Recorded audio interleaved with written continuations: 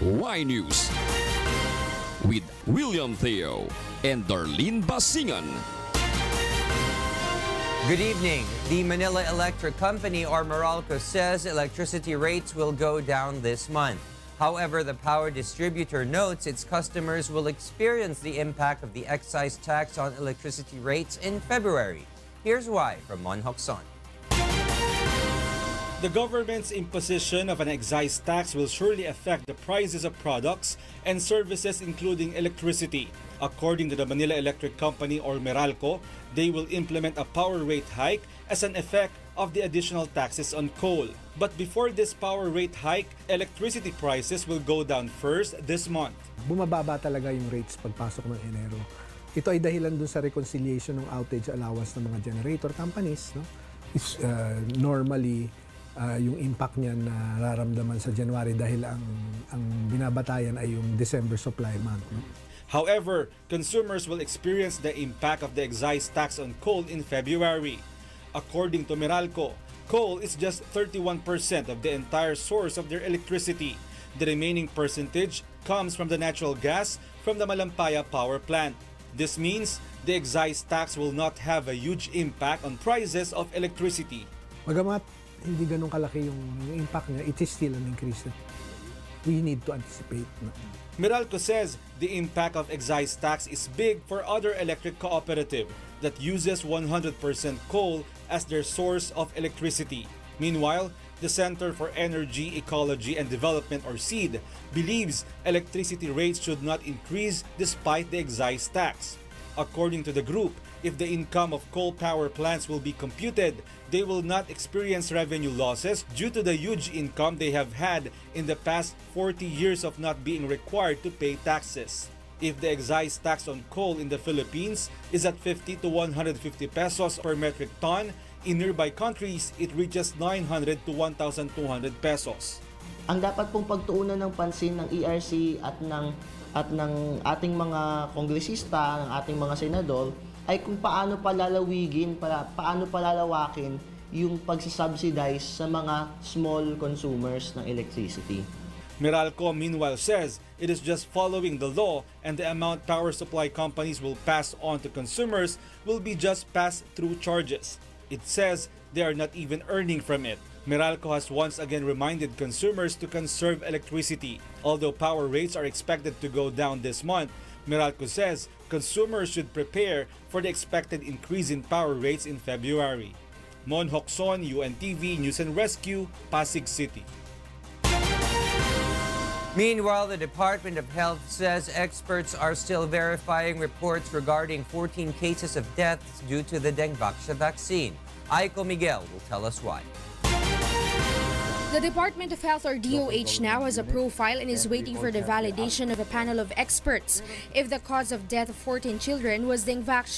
The 14 were among the 837,000 children injected with the controversial anti-dengue vaccine. So any reports of deaths or disease that have come to these children will be referred to the Philippine General Hospital for review to see if there's any relationship between the fatality and the vaccine. The DOH will begin to make rounds at school campuses in Marikina, Region 3, Region 4A, Cebu, and other schools in the National Capital Region, or NCR, to check on children who received the vaccine. According to Health Secretary Francisco Duque III, they will conduct a surprise inspection to really see the condition of children. During my visit, it's not just going to be strictly an inspection visit. It's going to be interacting with parents, with the teachers of the identified DepEd schools of Marikina. The DOH will also distribute brochures and will post posters in every classroom during their inspections. The said brochures and posters contain the things parents should do with children who receive dengue vaccine. This will also contain symptoms of dengue and what to do when the individual who received are experiencing symptoms of the infection. It also contains the hotlines the public can call for concerns or inquiries about dengue vaccine. Meanwhile, the DOH confirms the Food and Drug Administration, or FDA, suspends the Certificate of Product Registration, or CPR, of dengue vaccine since December 29, 2017. The French pharmaceutical giant Sanofi Pasteur will also face fines for not following marketing authorization requirements that it should have submitted to the FDA before they release the product to the market. At the end of 2016, FDA was asking for the regular reports, but they were delayed, and Sanofi was not able to give them even until February of 2017. So that was the time that the research group of FDA decided to file a complaint with FDA for the revocation of the license of the certificate of product registration of the Invaxa. The appropriate penalty as by law is 100,000 pesos. Aiko Miguel, UNTV News and Rescue, Manila. Grab Philippines asked the Land Transportation Franchising and Regulatory Board to allow them to increase fares. Here's why from Grace Casin. Grab Philippines is now asking for 5% fare increase. Based on the petition filed at the Land Transportation Franchising and Regulatory Board or LTFRB, Grab wants to increase the current 10 to 14 pesos fare per kilometer to 11 to 15 pesos. Meaning, if passenger is paying 140 pesos for a 10-kilometer ride, this will increase to 150 pesos plus 10 centavos increase per minute. According to Leo Gonzalez, spokesperson of Grab Philippines, their drivers will surely be affected by the looming price increase in petroleum products due to the implementation of tax reform acceleration and inclusion law. Magiging mas mahirap para sa mga drivers na kumita ng sapat para sa pamilya nila. But according to the LTFRB, this petition will still have to go through the process. But despite the looming fare hike, commuters say they will still willing to patronize Grab. Sasakay pa rin kasi hindi naman maalis yung convenience. Madaling araw yung pasok ko so ganun pa rin. Okay lang. Wala akong magagawa. Mas convenient naman kasi. Kaya okay lang. Meanwhile, Uber Philippines say it has no plan to file fare hike petition. Grace Casin, UNTV News and Rescue, Quezon City. In other news, individuals earning 20,000 pesos and below monthly will largely benefit from the new taxation law of the country. Ibon Foundation, however, says whatever savings that employees will earn under the train law will just go to more expensive commodities and services. Mai Bermudez will tell us why. Melvin Villas's basic monthly salary as a call center supervisor is just a little over 20,000 pesos. Half of this is spent on food, fare, and house rental. So it's good news for him that those who were earning 21,000 pesos and below are already exempted from paying income tax. According to Melvin, the 3,000 peso tax that used to be deducted from his salary every month will now just become his savings. But Melvin and the likes of him will still carry the burden of the price adjustments and other products and services because of the tax reform law. The Department of Trade and Industry confirms that prices of some commodities will increase. Prices of gasoline, diesel, and coal are also set to jack up due to excise tax. This will result in fare hike and rise in electricity bill. A supermarket association, on the other hand, says the impact of the new law is yet to be felt. Hindi pa maramdaman ng full impact ng merkado to dahil ang mga manufacturers at distributors, they want to make sure that hindi mabawasan ng market share, pero enough naman, if they're going to increase prices, enough naman to cover for part of the tax increase that they have to pay. And because prices of commodities are expected to increase under the tax reform law, Melvin says self-discipline and going frugal are some of the ways that he can do to make ends meet. Yung taxes kapag binawas siya sa sahod mo, wala kang kalaban-laban wala na yun kaagad. Pero kung itataas na yung bilihin, it's manageable. Pwede kang hindi na lang bumili ng certain items. Mas mo control mo kasi nasa iyo siya. But blogger Herman sees things differently, saying not everyone can benefit under this system. There are new taxes that hindi mo maititipid. Pamasahe sa trabaho, pamasahe sa eskwelahan because the excise tax on fuel. The worst part, I think, is for those who do not have a regular income or a formal income. An Ibon Foundation study, on the other hand, says whatever savings that employees like Melvin will get under the train law will just go as a payment to more expensive commodities and services. Sa aming huling computation, right before the mga Senate bicameral meetings, yung Senate and Congress bicameral meetings, yung pinakamahirap na 60% na pamilyang Pilipino, anywhere from 800 pesos to about 3.8K, 3,800 pesos ang mawawala sa kanilang annual income. Mai Bermudez, UNTV News and Rescue, Quezon City. One project under the Duterte administration's Build, Build, Build program kicks off today. Here's why from Joan Nano.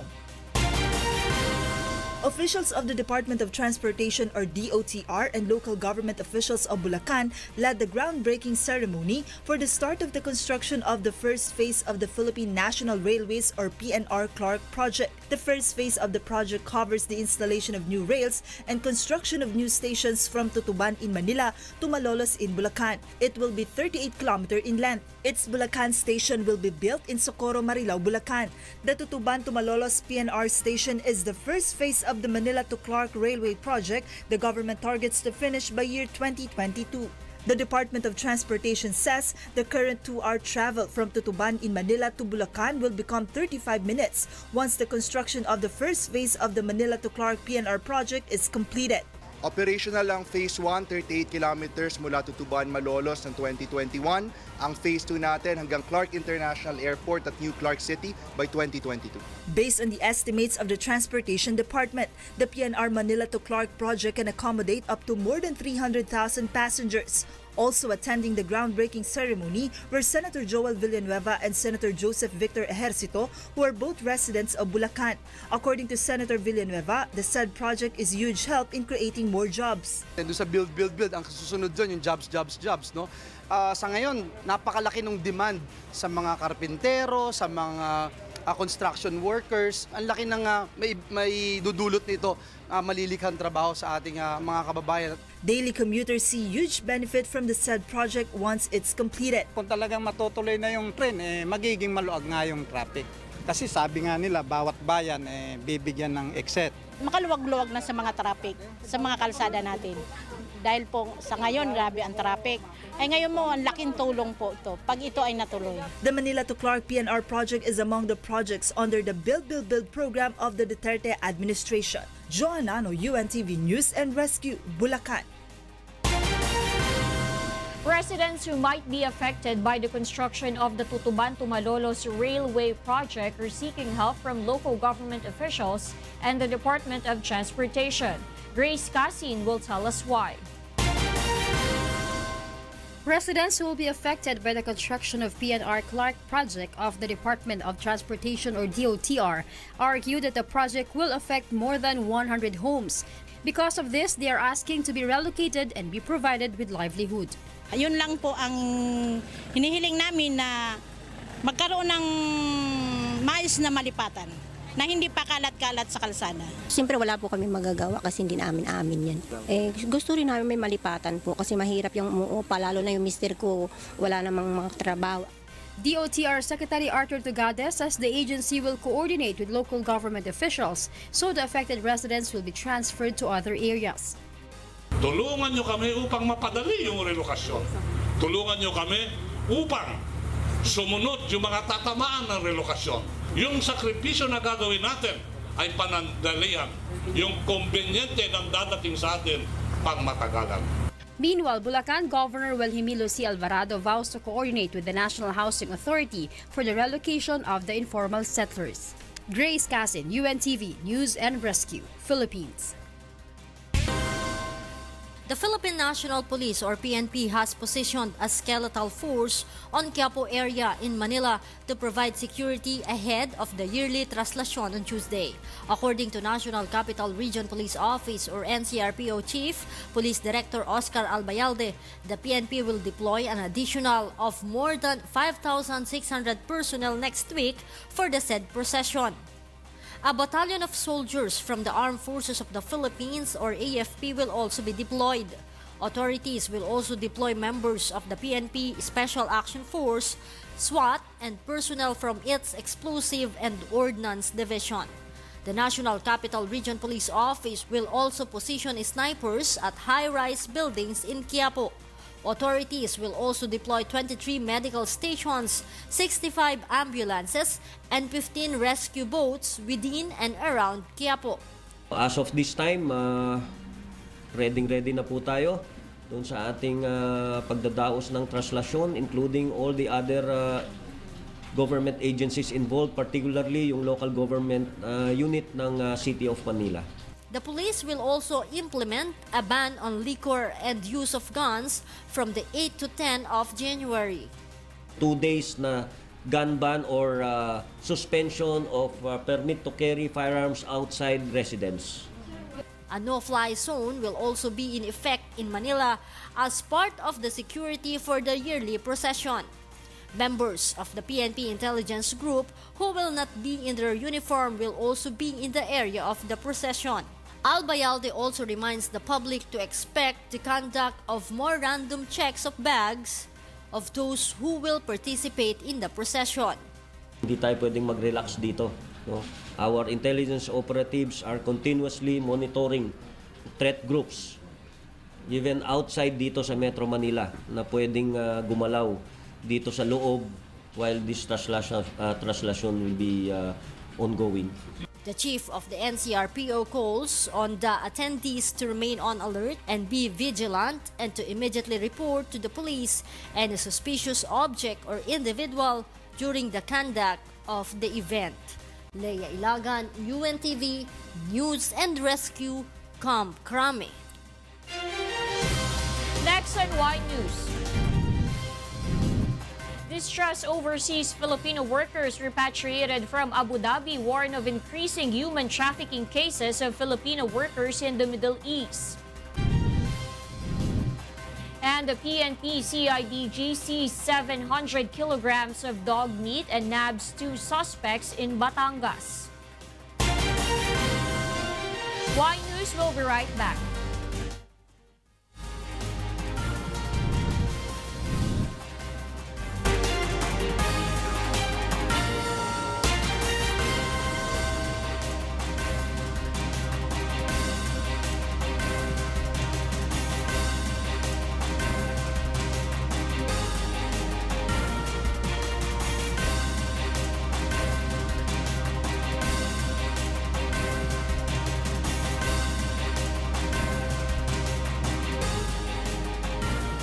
Human trafficking of mostly of Filipino workers are growing in the Middle East. Here's why from Nel Maribuhok. 41 Filipina overseas workers arrived at the Ninoy Aquino International Airport Terminal 1 early this morning. All of them had been victims of illegal recruitment and human trafficking. Risa, not her real name, says she bravely went to Abu Dhabi in February 2017 using only a tourist visa. She met someone at the airport who handed her over to a local agency. It was then that her calvary started. Nagbayad po yung Araba ng worth 15,000 dirhams para po sa serbisyo ko. Tapos yun po, kinuha na po ako. Bali, nag-ano po ako doon ng 6 months. Sa 6 months po na yun, puro ano lang po, yung tirang pagkain, ganun po. Tapos 2 o'clock po ng madaling araw po ako natutulog. 2 months pa lang po, sinabi ko na hindi ko na kaya, ibalik na po ako sa agency kasi po nagkasakit na po ako. Like most of the OFWs, Risa wanted to take chance and have a good job with better pay so she can finance the treatment for daughter who has scoliosis. Meanwhile, Karen, also not her real name, says she did not expect that she will experience being a victim of human trafficking in Abu Dhabi, as this was not her first time to work abroad. Pagpasok po namin, ang dami mga Pilipina roon. Mga nag-iiyakan sila. Kahit ako nagulat eh. Tapos pagdating namin yung mga cellphone namin, kinukuha nila. Wala kaming cellphone. Nakalak kami roon. Pagka may employer na gustong kumuha sa amin, binababa kami. May mga binibenta kami. At this point, Karen showed pictures of about 60 OFWs crammed in one room. For Karen, Filipinos are being victimized by a big syndicate operating in the Middle East with an alleged involvement of some Philippine government employees. Nung bumalik ako nung agency, nung kinuha ko po yung gamit ko, 20 pa po ang dumating galing ng Pilipinas. Kaya hanggat nandyan po ang immigration na Binabayaran sila, may contact sila to Dubai, to agency, hindi po mawawala ang mga human trafficking. The 41 distressed Filipino workers are among the hundreds of OFWs rescued by the Philippine Embassy in Abu Dhabi who are in the temporary shelter while waiting for their repatriation. Currently, the Overseas Workers Welfare Administration or OWA is now taking care of the accommodation of the said OFWs while they are here in Metro Manila. The OWA will also provide them legal assistance. Free yung kanilang accommodation. Ngayon, kung magsasampa sila ng mga kaso, we will help them through our legal service. OWA is also evaluating the distressed OFWs if they are qualified for the government's livelihood program. Nel Maribuho, UNTV News and Rescue, Pasay City. The Court of Appeals reverses the decision of the Nueva Ecija Regional Trial Court Branch 88 that allowed Mary Jane Veloso to testify against her recruiters. In the decision penned by CA 11 Division Associate Justice Ramon Bato Jr., the court upheld the appeal of recruiters Maria Cristina Serio and Julius Lacanilao not to take Veloso's testimonies from her detention cell in Indonesia. The court agrees with Serio and Lacanilao, who reasoned that they will not be able to confront and immediately respond to Veloso's testimonies, which are only handwritten as she could not be present in the hearing. Veloso was sentenced to death in Indonesia for drug trafficking. Her execution was deferred upon the appeal of her lawyer to allow her to testify against her recruiters. President Rodrigo Duterte has appointed a new chairperson of the Dangerous Drugs Board, or DDB. The agency mandated to create policies against illegal drug proliferation in the country. Department of Interior and Local Government Undersecretary Catalino Cuy is now its new chief. Cuy will replace the post vacated by retired Armed Forces Chief Junicio Santiago until July 2018. Meanwhile, President Rodrigo Duterte also formally appoints General Eduardo Año as DILG officer in charge. The government targets to start the groundwork for the rehabilitation of Marawi City on April 15. Rosalie Cos will tell us why.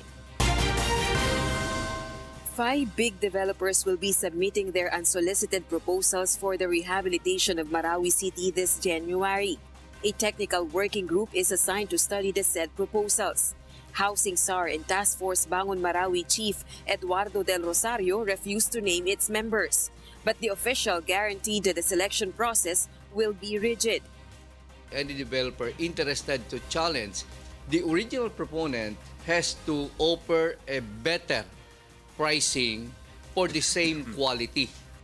Once the clearing operations of the military in the most affected areas of Marawi City will be finished, the groundwork for the rehabilitation will immediately start. Based on the study of our experts, we met last Wednesday and yesterday. The earliest time that we can start with actual groundwork is April 15. Meanwhile, the initial estimate of the total amount needed for the recovery of Marawi City is 49.81 billion pesos.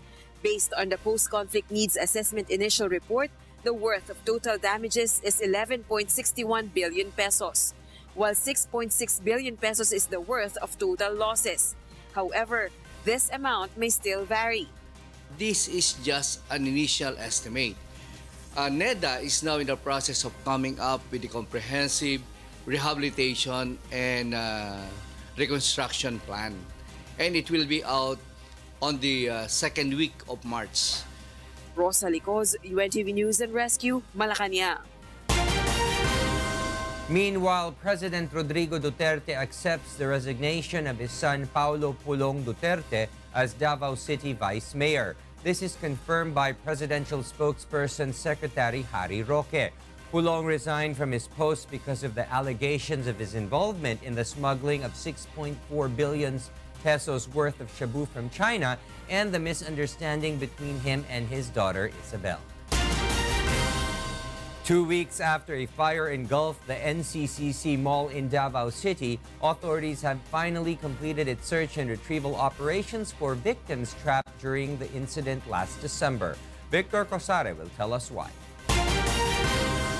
Fire Senior Superintendent Jerome Candido, the spokesman of the Interagency Anti-Arson Task Force of the Bureau of Fire Protection or BFP, says the relatives of Alexandra Moreno confirmed that it was her remains that was last found by authorities after seeing her keychain and bag. The mother, upon seeing it, confirmed that really belongs to Alex. And as we have discussed and talked with the family this morning, we are now convinced and satisfied that the remains really, indeed, it was Alexandra Castillo Moreno.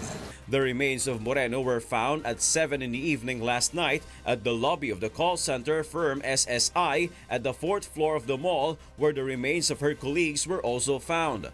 Moreno's remains were the last one found by the Bureau of Fire Protection during its search and retrieval operation.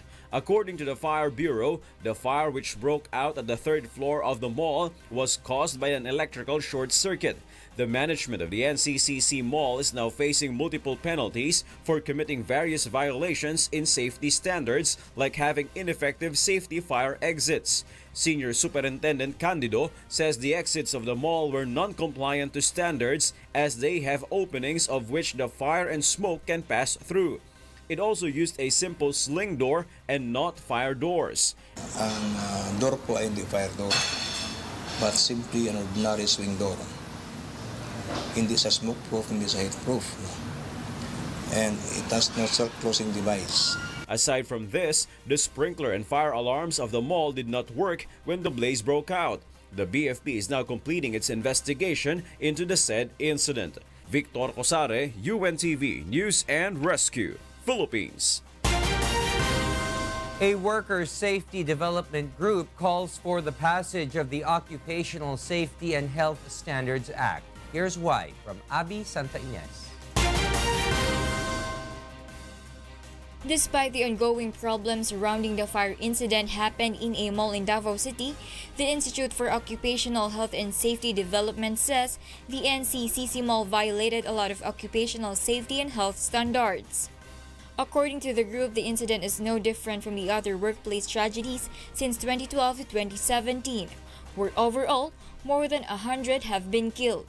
Tapos ang common talaga ay violations of fire safety, fire and safety requirements. Among the obvious violations allegedly committed by the mall management were lack of proper fire exit doors and stairways and malfunctioning fire alarms and sprinklers. The group also claims the Department of Labor and Employment or DOLE and the Philippine Economic Zone Authority or PEZA's granting of certificate of compliance to some companies despite their failures to follow certain requirements is a violation on the part of the government. Bawa yung Kentex, 8 months before the fire happened, certified as compliant siya. May mga ilang deficiencies na hindi na rin binalikan to correct. The group explains that in the Department Order 131-P, under the Labor Laws Compliance System of DOLE, period of corrections for any OSH-related deficiencies should be done in just a day. In line with this, group is pushing for the passage of the Senate Bill 1317 or the Occupational Safety and Health Standards Act. It notes it is the responsibility of the government to ensure the safety of every worker and to not let a similar tragedy from happening again. The said proposal seeks to make mandatory unannounced inspections in companies and the imposition of heftier fines to those who violate it. Kasi marami rin kaming mga nakukuhang mga reports from the workers na dahil scheduled ang mga inspection, nakakapaghanda na ayos bago yung inspection. Abby Santa Ines, UNTV News and Rescue, Quezon City. The PNP Supervisory Office for Security and Investigation Agency says the Mabuhay Manor Hotel was saving money. That's why it implemented flood security, which resulted into robbers easily entering the hotel. Meanwhile, the Pasay City Police are still going after the persons of interest in the robbery hold-up incident. Rajel Adora will tell us why. In just 5 minutes, 4 unidentified men were able to steal from the Mabuhay Manor Hotel properties amounting to more than 3 million pesos. There was only one guard on duty when the incident happened, whom the suspects easily disarmed. According to the Philippine National Police Supervisory Office for Security and Investigation Agencies, or PNP SOSIA, the Mabuhay Manor Hotel seemed to have implemented flawed security measures. That's why robbers easily entered the establishment. Ang nangyayari nga, nagtitipid din yung client, ayaw nilang gumastos ng malaki pagdating sa mga ganong mga services. So, napipilitan na lang ang agency mag-provide lang kung ano ang kagustuhan din ng client. It appears na ang naging decision lang ay isang mga security guard. The Manor Hotel added security guards only after the incident. With this, the PNP SOSIA advises establishment owners to not compromise the security of their facilities. You cannot compromise security with convenience, no? Yun ang lagi naming ini-inject sa consciousness ng mga establishment owners na kailangan mag-invest sila sa security and safety, no? Meanwhile, the Pasay City Police is still searching for the persons of interest in the said robbery incident. Some of the suspects wore no mask when they committed the crime at the hotel. Authorities now have a lead on the identities of the suspects. The PNP is also looking into the possibility if there is a huge group behind the robbery holdup at the Manor Hotel. Soon as we validation is done, then we can come up with a conclusion. Then we can pursue operations. We're just looking into some specifics siguro kung meron ba tayong pwedeng maikabit dito na grupo. Authorities also urge the public to inform the police via their hotline number if they know anything about the incident. Roger Ladora, UNTV News Rescue, Pasay City. There was a growing Bitcoin mania recently because of huge earnings. But how does someone earn using Bitcoin and other cryptocurrencies? Roderick Mendoza will tell us why. One way to earn using Bitcoin is through Bitcoin mining.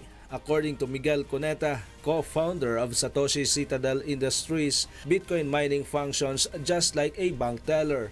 A miner helps process Bitcoin transactions and can start the job using an ordinary desktop. The software in return will issue new Bitcoins as payment for his service. According to a cryptocurrency miner who refused to face the camera, a startup in this field can earn around 60,000 pesos a month. More skilled miners and faster computers mean bigger earnings. But technology experts do not recommend this. Kumbaga, hindi siya advisable na gawin ngayon kasi yung Bitcoin mining malakas kuryente. You have to have maraming computers na umaandar at the same time. And mahal yung kuryente sa Pilipinas, di ba? Meanwhile, Alice, a housewife and grandma, has been engaged in Bitcoin trading for almost a year. After recovering from an illness, she decided not to return to her job. She says a 100,000 peso earnings a month from Bitcoin or cryptocurrency trading is small. Ang Bitcoin naman talaga, maganda ang kita. Basta alam mo lang. But before this, she has been scammed 3 times, losing 50,000 pesos. But instead of giving up, she studied it and mastered every detail. To trade Bitcoin or other cryptocurrencies, you need a digital wallet like coins.ph. You have to load money to your coins.ph account to buy Bitcoin from cryptocurrency wallets such as Free Wallet. Then you can now start trading coins or other cryptocurrencies in exchanger sites like Bitrex and Coin Exchange. You may purchase and sell various coins. Alice says it is better to buy newly released coins because it is cheaper. This stage is called Initial Coin Offering or ICO. After buying coins, you just have to wait until its value increases and then you may sell or exchange it with another cryptocurrency. Unang binili ko is yung Regal coin. Oo. Yung Regal coin, nabili ko yun ng yung sa 50 coins nga, nabili ko siya ng $50. So 2.5 lang yun. Tapos nag $10 siya. Dilen ko yung 50 coins ko. 50 times 10, so nagiging $500. So 25,000 yun in pesos. Yun na naging capital ko. Yun, yung naging ano na siya, umabot na siya ng 63,000, di ba? Kasi sa capital ko, naging 25,000 na yung ano ko, monthly niya. 25,000, mahigit ganun. Sa ano lang yun, Regal coin lang yun. The thing is, the more kinds of coins you are trading, the bigger your profit. But this doesn't mean you will just grab every new coin being released because some of them are also scams. Sa ICO kasi, sir, hindi mo masasabi, meron iba din na scam sa ICO. Ang daming coin ngayon naglalabasan, kaya ingat din. Hindi basta-basta, may ICO, bili ako. May ICO, nalili ako. Hindi ganun. Risky sa walang alam. Kasi, lalo nga, sunggab ka lang ng sunggab, hindi mo naman pala alam yung pinasok mo. The value of the coins depends on supply and demand. The more people are buying the coin, the more expensive it gets. Prices can increase exponentially or slide immediately anytime. Experts say you need to study it carefully before throwing your investments in. Pag-aralan mo na talaga. And marami naman dyan mga resources online. Ngayon, yung mga kaibigan nyo na lumalapit sa inyo, tapos sinasabi, bigyan nyo kami ng pera, kikita ka ng 1% per day, sasabihin ko na, kalokohan yun. To sum it up, you can earn huge sums from Bitcoin and cryptocurrency trading, but be careful since scams also abound in easy money. Si Bitcoin hindi scam. Ang tao ang nang-i-scam. Meron kasing mga tao na mapangsamantalay. Roderick Mendoza, UNTV, News and Rescue, Quezon City. In other news, the Philippine National Police Criminal Investigation and Detection Group has foiled what could have been another illegal trading of dog meat. Ray Pelayo will tell us why. The Philippine National Police Criminal Investigation and Detection Group Batangas last night intercepted the transportation of more than 700 kilos of dog meat along Barangay Kilo-Kilo in Padre Garcia, Batangas. In coordination with Padre Garcia PNP, the Animal Kingdom Foundation Incorporated, and the National Beat Inspection Service, the PNP CIDG arrested Emerson Balungawan and Glenn Batakang, who are both residents of Baguio City. With the assistance of a confidential informant, hindi natin inabutan sa Katayan. However, naitimbre naman kung ano yung klaseng sasakyan ang gagamitin na pang-transport from Batangas to Baguio City. So ang ginawa natin is in-intercept along the way. The dog meat both in Batangas for 70 pesos per head are to be transported to Baguio City and will be for sale for 120 to 150 pesos per kilo. The suspects will be charged with violation of Meat Inspection Code of the Philippines. Meanwhile, the PNP has officially turned over the seized dog meat to the NMIS for proper disposal. Ongoing campaign to ng government para proteksyonan yung consumers. Sa batas natin ay hindi pa din po dapat dahil hindi po ito food animal na kagaya ng baboy, manok, baka, kambing, kabayo at iba pa. Ito po ay pet animals. Ray Pelayo, UNTV, News and Rescue, Philippines. Meanwhile, the Department of Science and Technology promotes the essence of time, especially when the country is facing a calamity. Here's why from Ray Pelayo. Every second is important. This is the main message of the Department of Science and Technology wants to convey during the observance of the National Time Consciousness Week. They encourage the public to synchronize their watches with the Philippine Standard Time. Pag-asa Administrator Dr. Vic Malano says synchronization of time is important, especially when a tropical cyclone is about to hit the country. Pwede kasing mangyaring ganyan kung halimbawa sinasabi mo ang bagyo nandito, yung pala nandun na sa unahan dahil sa mali yung inyong time. DOST says local government disaster response units will be more effective if they arrive on time. Yung response team nanggagaling sa barangay so they should be very conscious kasi konting tagal lang buhay na kagad yung kapalit especially pag tsunami, lang yan, minutes lang yan, tataas na yan. DOST also notes that the time is also important in transportation like airline flights, sea navigation, and railway services. Mahalaga kasi it affects our day-to-day activities. From the waking hours, sa pagpasok sa eskwela, sa pagpasok sa opisina, yung deadline ng submission ng ating mga trabaho. Republic Act 10535 or the Philippine Standard Time Act was enacted in 2013. It aims to provide and synchronize all timepieces in all public places. It also gives mandate to the private radio and television to synchronize time being aired in their programs. Violation of the law is penalized by 30 to 50,000 pesos and may result to revocation or cancellation of franchise. Ray Pilayo, UNTV News and Rescue, Quezon City.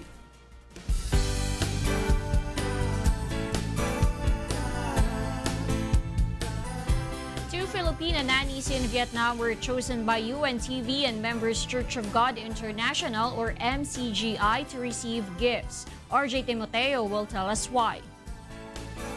Gigi Chen has been working in Ho Chi Minh City, Vietnam as a part-time nanny for 3 years now. Despite her age at 53 years old and experiencing several illnesses, she could not go back to the Philippines as her family is depending on her income. Despite feeling homesick, Gigi is glad to be with her friends and that fellow Filipinos remembered her, although in a small way. Brother Eli, Brother Daniel, maraming salamat po dito sa ipinagkaloob nyo. Kung nasasabi po munting tulong pero sa akin po napakalaking bagay po to. Like Gigi, Alma Ferrer has no permanent job in Vietnam. That's why she considers the little gift given to her as huge contribution to her daily needs. With this, she says she can save more money which she can send home to her family in the Philippines. Magiging malaking tulong po sa akin dahil po dito sa Vietnam hindi po stable ang aking trabaho. So nagpapasalamat po ako sa Diyos. Although it's a small gift, for the needy, it's something big. An act that gives joy to others. That's the advocacy of UNTV and MCGI in their continuous conduct of services to others. RJ Timoteo for Serbisyong Kasangbahay. Coming up on Y News. Scientists raise alarm against the growing number of crown-of-thorns starfish causing destruction in the Great Barrier Reef. And tourists in Harbin are enjoying massive ice structures in a winter wonderland in China. More from Y News after this break.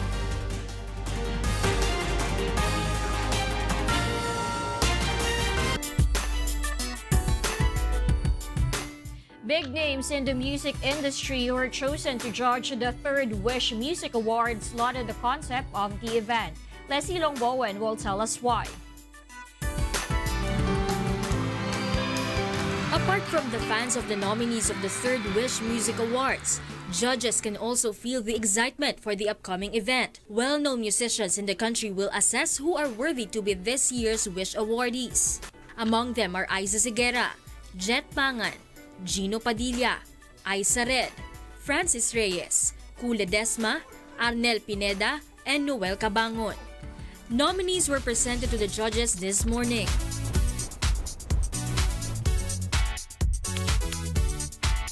The really beautiful thing that Wish has done is to put everyone on the same playing field.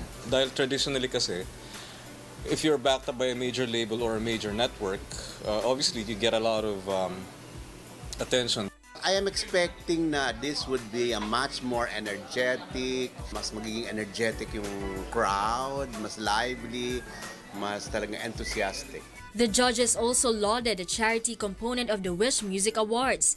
Aside from the awards, Wish 1075 also gives a cash prize for the artists and their chosen beneficiaries. This is the first time na makakita ako ng ganito na hindi ka lang nagbibigay parangal sa mga magaling na musikero, nakakatulong ka pa.